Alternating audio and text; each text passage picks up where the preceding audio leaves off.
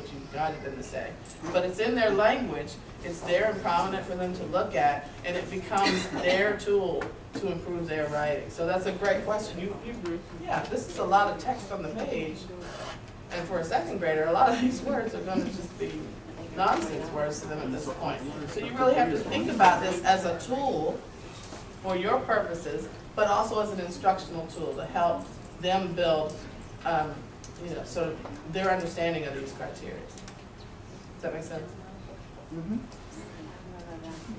Anyone else from proposing? All right, how about written expression? Stars and stairs. What went well and what's the next step? Tons of descriptive detail, cool breeze, jumping like a bunny, hugging so tight, da-da-da, So there was a lot of description in there. So how would you phrase that? Would you just literally write that or say that? I Yeah. love the blah, blah, blah. Yeah. Great example. Well, So that what, would be kid-friendly. yeah. So what would be a stair? Well, I said how it gets a little confusing. Maybe add some transitional words to help me understand where you're going with what is happening in the story.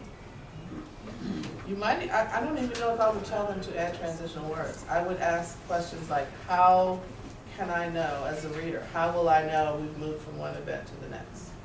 What can we do as writers to help our audience understand that I'm moving from one event to the next? And hopefully they'll get there. You know, you can feed them as much as you need to. But using, making them do the heavy lifting instead of us telling them what their next step is. That's important that they you have some accountability in that. How about grammar, mechanics, and usage? What went well and what's the next step?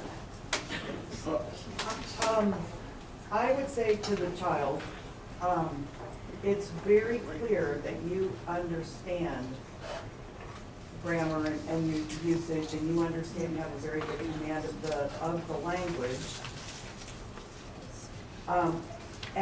And you're so comfortable with it that you seem to even be taking risks with punctuation. And so there are a couple of examples here, like with the dialogue and all.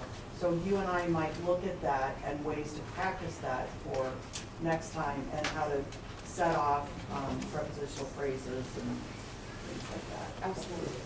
Absolutely. Praising the risk taking. We want to encourage as much intellectual risk taking as they can stand, because that gives us something to feed off of, gives us something to work with. So absolutely praising that risk taking, but then in the same, with the same brush, helping them see you took the risk. Now I'm going to help you refine that. Your next step is to do that thing, but do it at a higher level. Any other comments? Anybody want to add anything?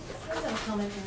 When giving feedback, when you give them specific things that they need to do, and phrasing it as a question, it helps them, I think, to do a better job. Because if you just tell them to add adjectives, they'll just add some adjectives. Arbitrarily. You told me to add adjectives. You told me to add transitional words. But if you say, where can you add some adjectives to enhance this sentence, or tell me more about your character, they'll do a better job. Absolutely. I love questioning as a tool, as a feedback tool. Sometimes you just have to say, I don't understand this thing that you said here, help me understand it.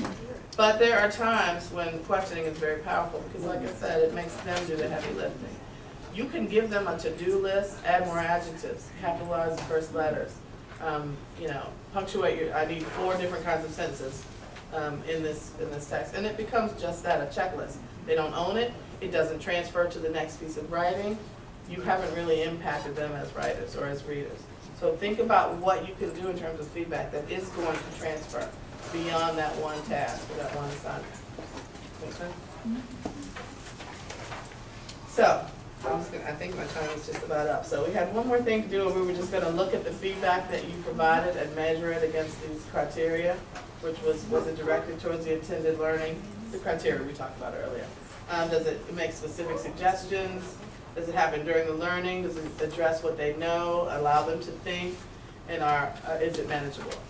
So hopefully, and what I heard you say was met most of those criteria. You guys have any questions about it? So what I'd like you to do now for the last minute or two is now, at your grade level, Think about a goal for feedback that you'd like to work on between now and the next time we meet. So think about what you'd like to do to work forward with the feedback. Hopefully that goal will complement your goal related to assessment.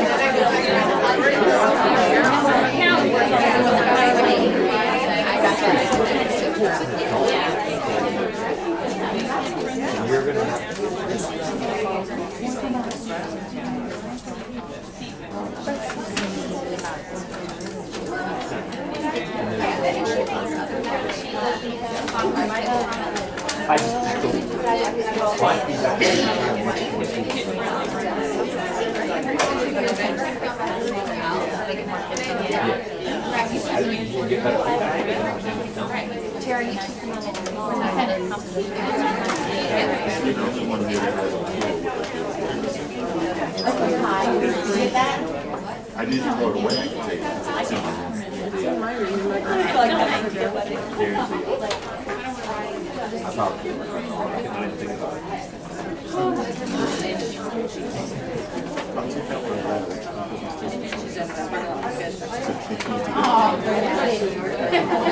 She's at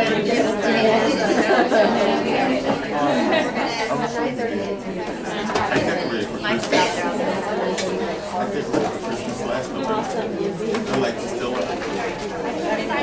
have two decorations.